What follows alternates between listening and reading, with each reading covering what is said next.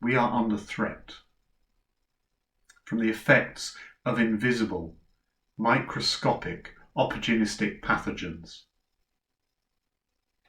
These pathogens may be communicated by touch, but they are also airborne, and because they come floating in on every breath of warm, damp air, it is nearly impossible to keep surfaces and skin free of their presence without repeated and thorough cleansing. In some circumstances, these pathogens are a threat to human health or to the safety of our environment and to the preservation of the state of our foods. Because you see, there is something threatening about yeasts. For people who have had a little bit more time at home during the COVID-19 lockdown, sourdough starters seemed to be the main beneficiary of the government orders to close workplaces and schools and send people to their homes and their kitchens. Now, in order to make a sourdough starter, you form a sponge of water and flour, and you just wait for the yeast to blow in and for the sponge to begin to bubble. You feed it, care for it, and it transforms itself into a leaven, some of which can be separated out and used in baking. Indeed, when some people like me were desperate for ordinary food deliveries, some of my friends were desperate above all else for flour in particular, so that they could feed their mother doughs, the sponges of their starters. And if you started to question, really on a deep level, who had most benefited from the COVID-19 lockdown, and who therefore had been behind its ordering, you might have become suspicious that the government's response to COVID-19 had been unduly influenced by the artisanal baking industry. Such was the demand for flour.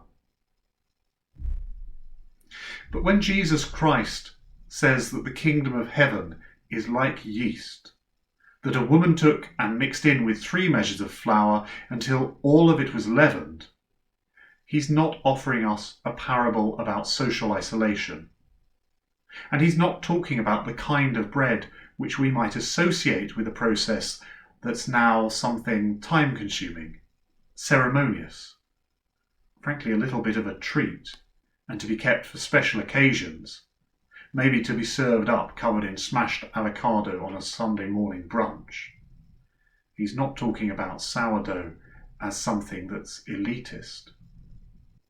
Jesus Christ is talking of the kingdom of heaven as possessing yeast's ability to spread and grow in secret, so that just a little sourdough starter, a little leaven, can be hidden deep within an industrial quantity of flour, and that will allow all of it to be raised.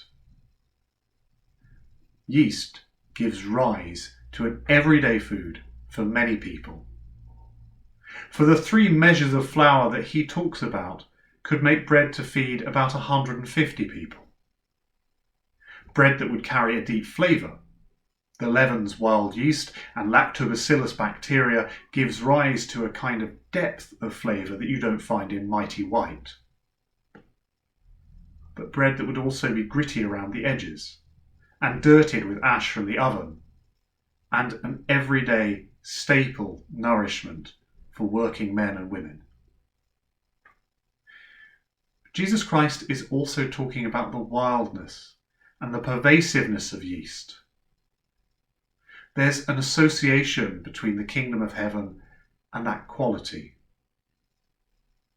Now, that wildness and pervasiveness and the need to avoid eating leaven at Passover also means that Jesus, elsewhere in the Gospels, uses yeast as an image of the invisible contagiousness of hypocrisy and pride and other dangers.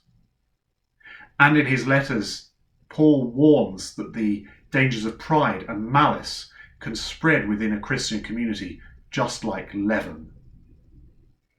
So there is a contagion of scandal about this image of the kingdom of heaven. and not just because that same metaphor of yeastiness can be used to describe the kingdom and pride and hypocrisy and malice, but because to think of the kingdom in those terms highlights its freedom to be blown in, to contaminate the world from without, and to go secretly to its transformation.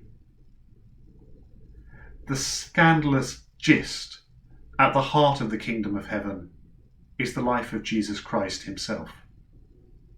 That self-emptying of God's into the depths of the world, so that it's him who is hidden and spreading in the world and throughout all of our common lives as Christians. So that even more than this, we Christians and the church and all the visible structures of the world cannot contain the kingdom or limit its rise. For yeast blows in, and it has begun to grow something out of the sugars and starches it finds even before we can discern it, from wherever the wind of God comes. Jesus Christ is talking about the kingdom of heaven creating that ordinariness that is also richness because of its wild and irrepressible infectiousness, because it can be blown in on the wind from and to all places, because its action and its processes are understood, but they are beyond the control of the baker, and it is able to transform the measure of the baker's flour beyond all measure, from an unappealing and indigestible paste of dry meal and some water, to something that is bubbling and fermenting and growing and ready to bring fulfillment to many people. This image of the kingdom of heaven is dangerous too. Not just because we're very anxious, especially at the moment, about the negative consequences of microbial infection, but it's dangerous because it is physical.